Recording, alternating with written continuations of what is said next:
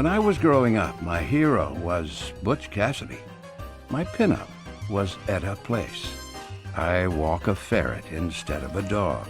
It surprises no one that knows me that I spend a lot of time studying dead, useless outlaws.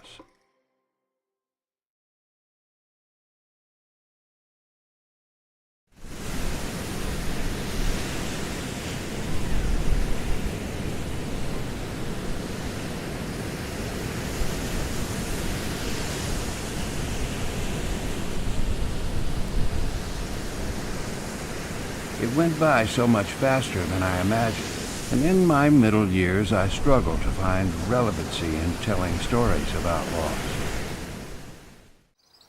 Studying their lives and deaths has become the prism through which I look at my own mortality. As a student of Western history, I found the failed train robbery attempt by Ben Kilpatrick at Baxter's Curve in March 1912 so interesting because it represented the end of the outlaw horseback era. Born and raised in Texas, Ben was the quintessential Western outlaw. He was also complicated, intelligent, and an incorrigible criminal. Ben's partner at Baxter's Curve was a man originally from Minnesota of Norwegian descent named Ollie Hobeck. He was a career criminal and opportunist. They had met while serving time together in Atlanta. David Trousdale was the heroic expressman that brought an end to these two criminals' careers. He was from Tennessee and had come to Texas to make a life for himself. The research for this story started long ago with a young man's curiosity. The lessons learned were that life is for the living and that time is a great deceiver. The real rewards were in the friendships made along the way.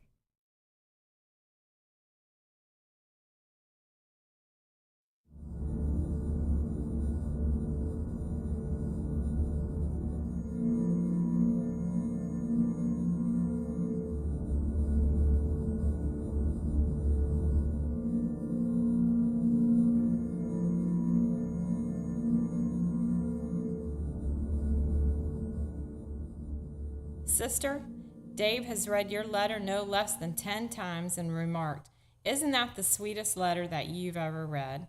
And what a wonderful feeling, I'm going home."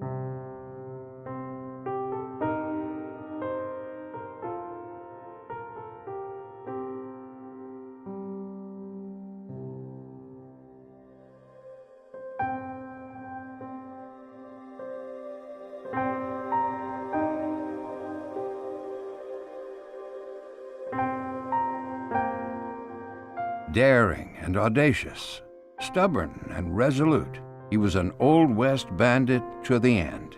When he disappeared, the Old West disappeared along with him.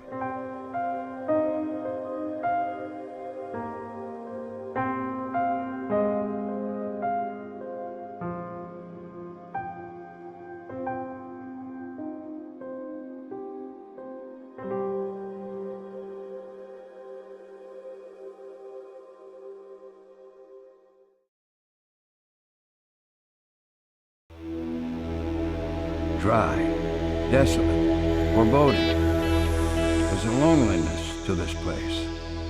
It tingles my soul. It connects me to all that is and all that was.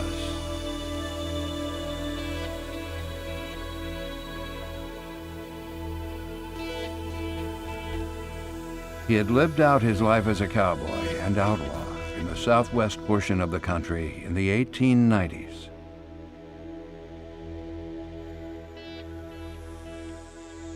"10 years in prison hadn't changed him much, but the rest of the country had grown into the 20th century.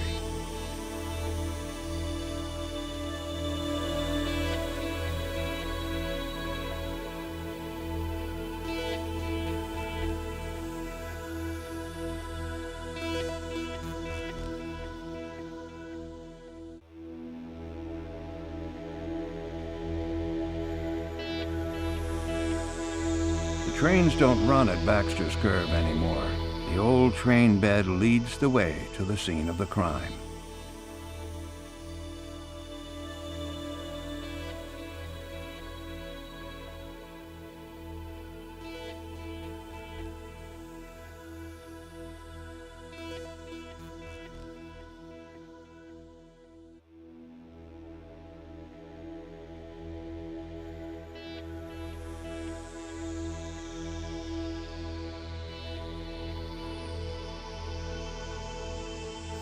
Your spirit and that of Ollie's is not alone here. More than a dozen crew members and passengers lost their lives in train accidents at Baxter's Curve.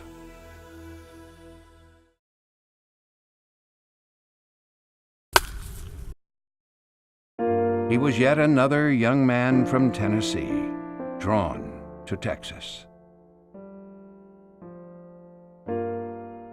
He played baseball in Houston, cut hair in Austin, cowboyed around Kylene.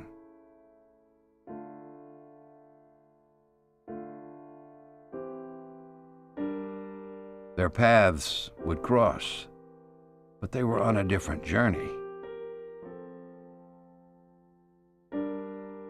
He joined Wells Fargo in 1903, performing duties as a clerk.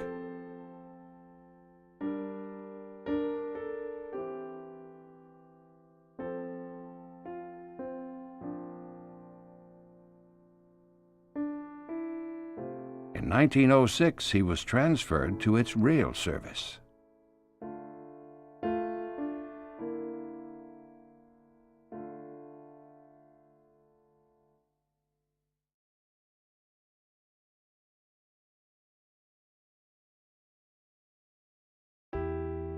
You were of Southern roots, your father a Tennessean, your mother from South Carolina, but you and all your siblings were Texans through and through. You would grow up here to be tall, strong, and cunning. You would return here after each adventure to hide and share the bounty and the glory with your kin.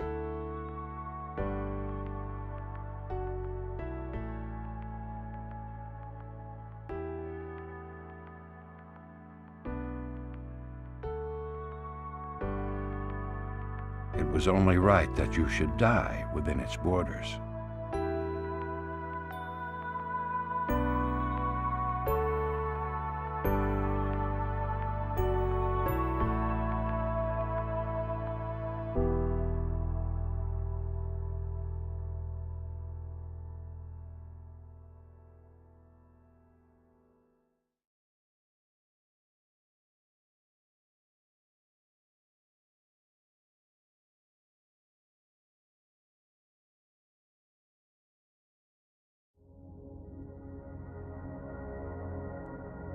If you could be said to have a hometown, it would be called Concho County.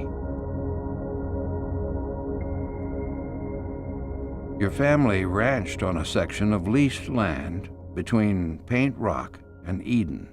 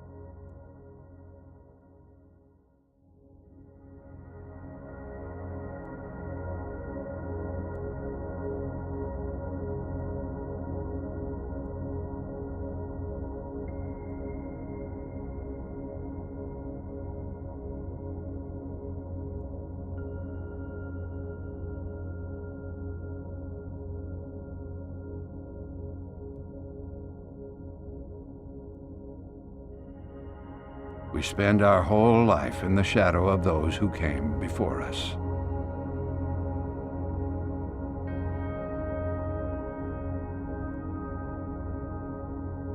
Once you too walked here and gazed upon the sun, the stars, and the moon.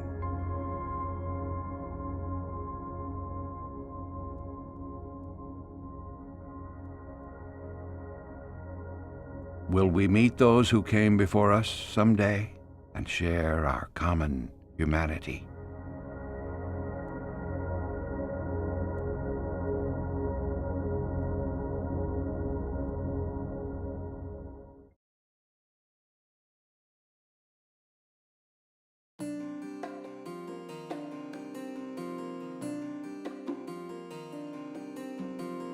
I love the vastness of West Texas and places like it.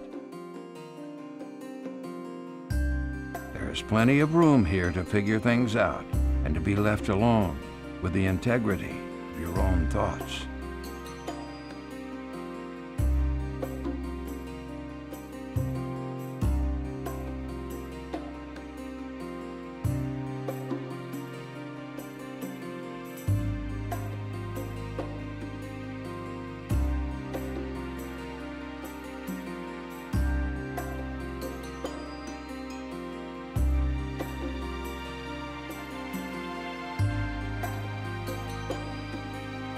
Down these streets, on the evening of April 2nd, 1901, rode the remnants of the Wild Bunch. Once feared, they had been chased from its borders, shot, hung, and put in jail. Butch Cassidy and the Sundance Kid had recently fled for South America. Gang members Bill Carver and Ben's brother George rode by and cased this building, which was then the bank. Taking a right at the street corner, they would continue down to Owen's Bakery, where they would buy grain for their animals and other necessities. Unfortunately for them, they would be recognized. Their presence would be made known to the law.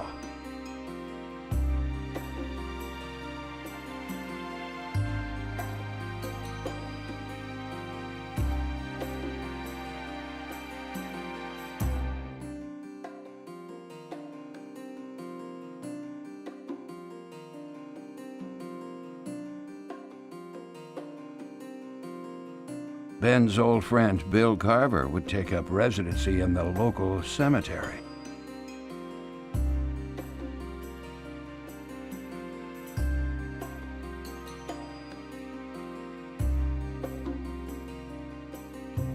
George suffered multiple gunshot wounds but survived. He would be housed in the county jail and nursed back to health by his mother.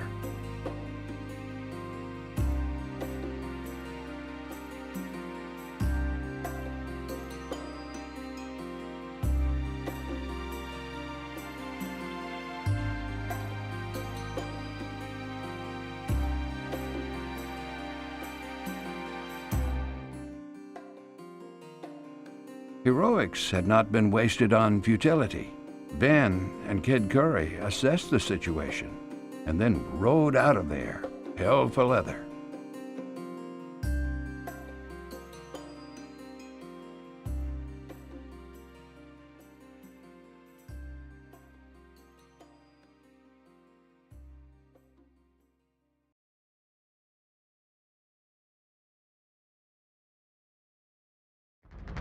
Every now and then, the beast must be let out to roam.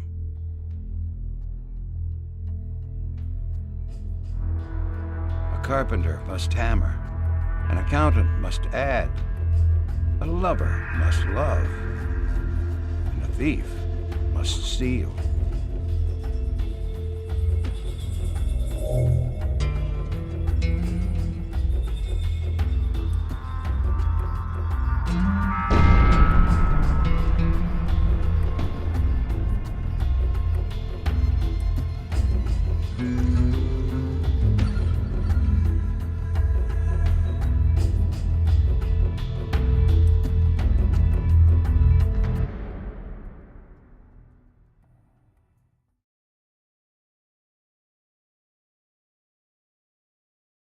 You and your mistress spent Halloween night traveling by rail from Memphis to St. Louis, arriving at the depot early in the morning. A little after 7 a.m., you both walked into the lobby of the Laclede Hotel. You came to the great metropolis and marvel that was St. Louis of 1901. You were there to partake in the fancy life you felt you had earned and deserved. Luxurious lodging, fine dining, fancy clothes, and shiny jewelry were to be yours. On November 4th, authorities discovered notes from the Wagner robbery in circulation and were soon canvassing the area for you. On the evening of November 5th, you were on the prowl and were traced to a brothel at 2005 Chestnut Street. Detectives found you in the rear parlor, surrounded by soiled doves, feigning drunkenness. Detectives overpowered you and placed you under arrest. It took 10 days to break you. Chief Desmond would say you were the hardest he had ever met. So stubborn were you that you earned the nickname the Silent Train Robber.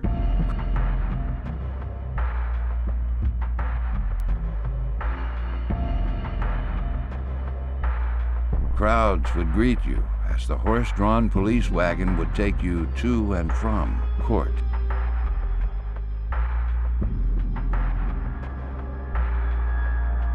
You had brilliant legal representation in the form of attorney Charles Johnson, but your guilt was assured.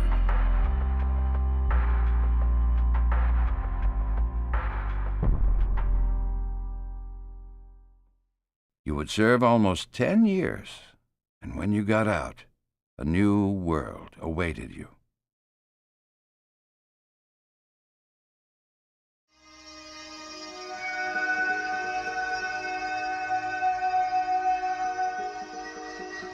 They tried, but they could not will it out of you.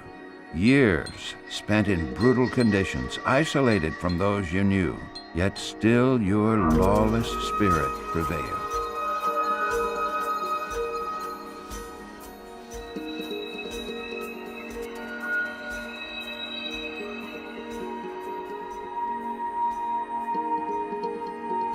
You took the hard road until you were shown different. An insipid-looking Norwegian from Minnesota would teach you humility. A con man like you would join forces on the inside and out.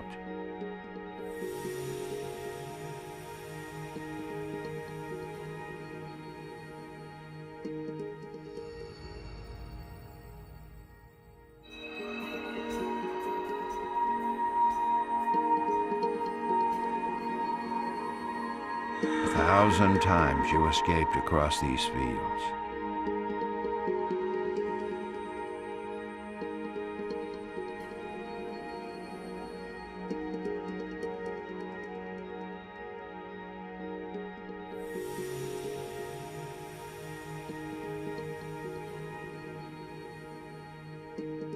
When they finally let go of you, what had been your world was gone.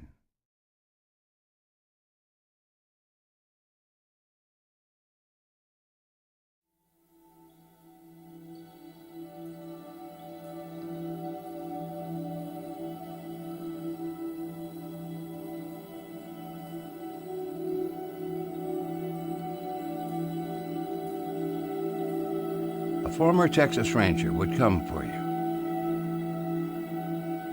One last time, they would try to keep you in their grips.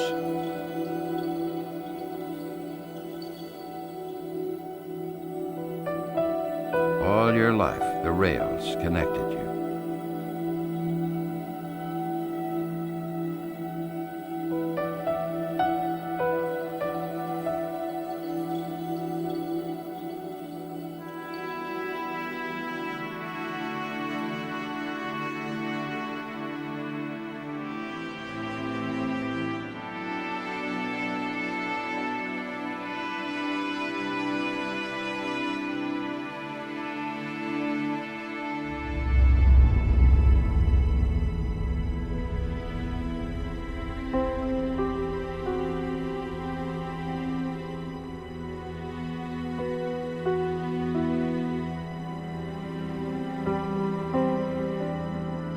You were cleared of these charges and were free to start a new life.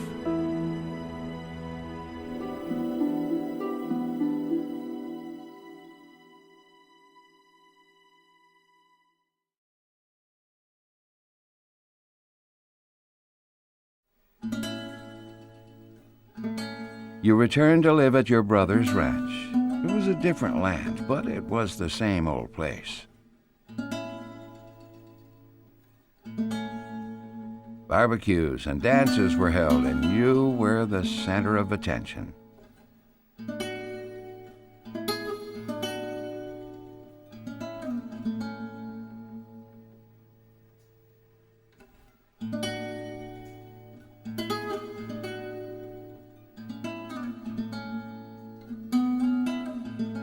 Harry Ketchum's horses would be featured in the horse races.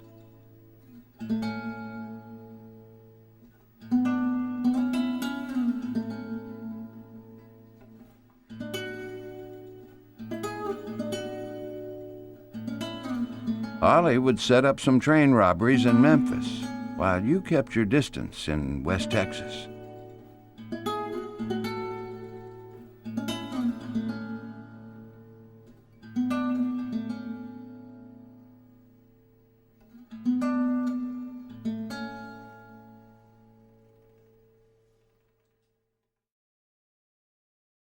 It was time to reunite with your old cellmate, to employ some old-fashioned Western-style banditry in the South.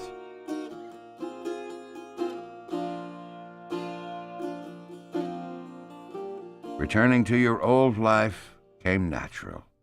It was all you knew.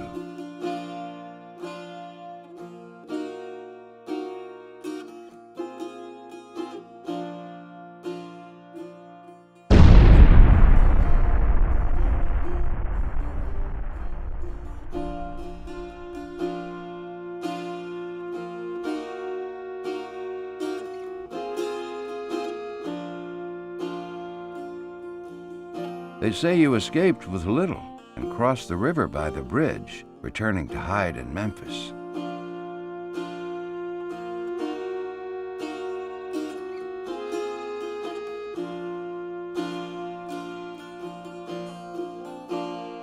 Returning home, you are said to have spent Christmas in San Angelo.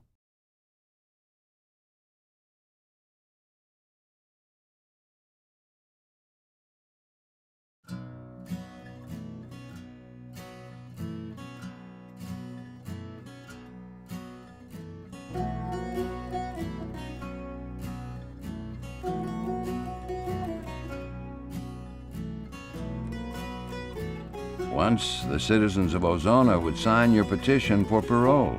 Later, they would guard the bank for fear you would rob it.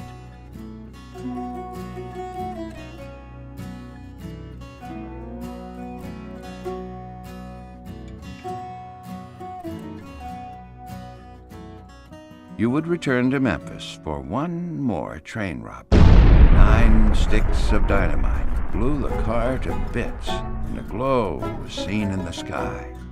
You were still in need of a lot of money and would return home for one last train robbery.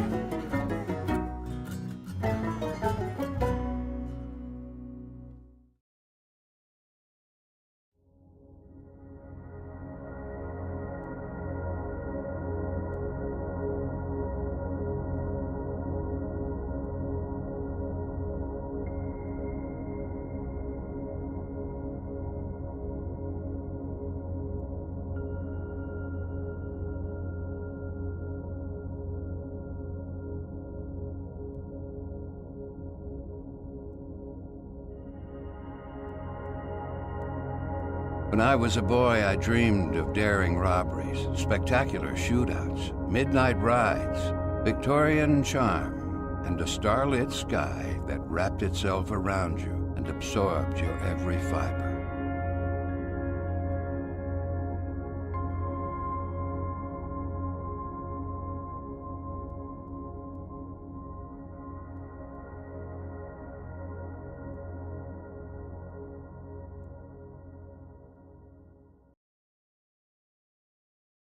The die. was cast. It was time to take that final ride.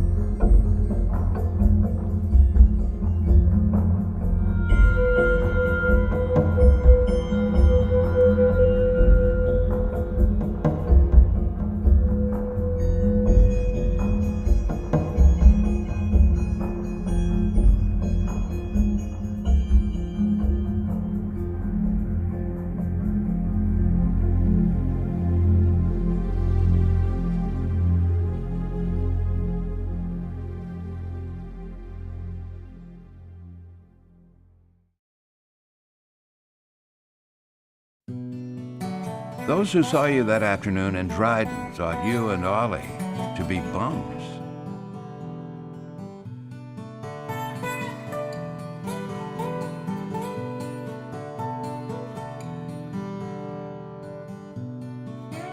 All the lawlessness, the trouble, the pain, the heartaches were about to face your end.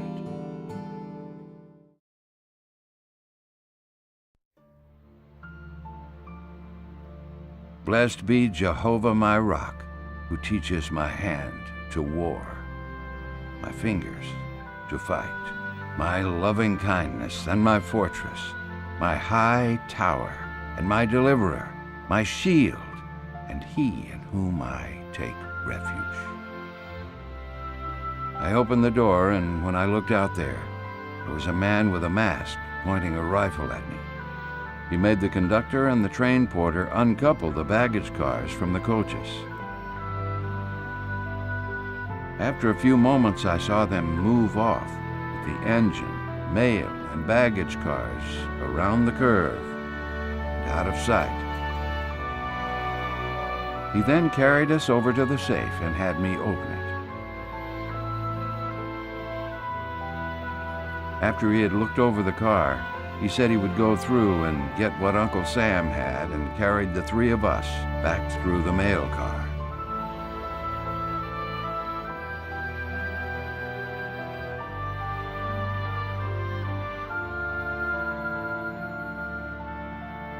As we passed, I picked up the ice mallet. I placed it behind my overcoat so he could not see it. I got him away from the door and showed him a package which was going to Sanderson. While he was in this position, I saw my chance. So the first blow I struck him was at the base of the skull, unjoining the head from the neck. I then struck him 2 more blows on top of the head after he had fallen, knocking his brains out on the 3rd blow. He then took the guns off of him and gave the mail clerk and I each a gun, keeping his Winchester. The first time he put his head out, I did not get a chance to shoot. But the second time, he was looking towards the rear of the car.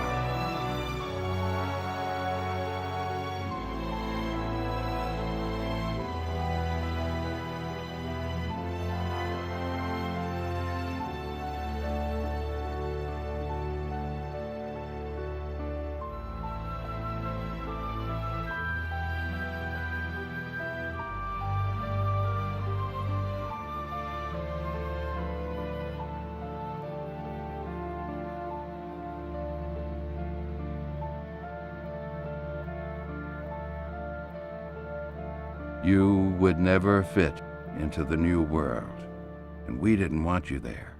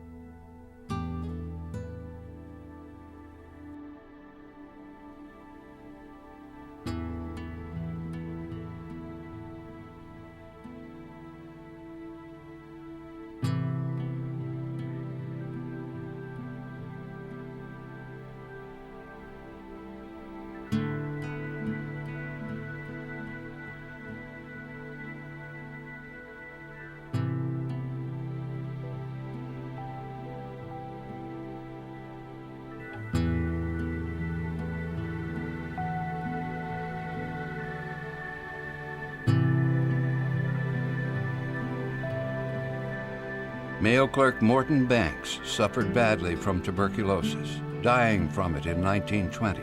He would be robbed one more time on the same express run in January 1916.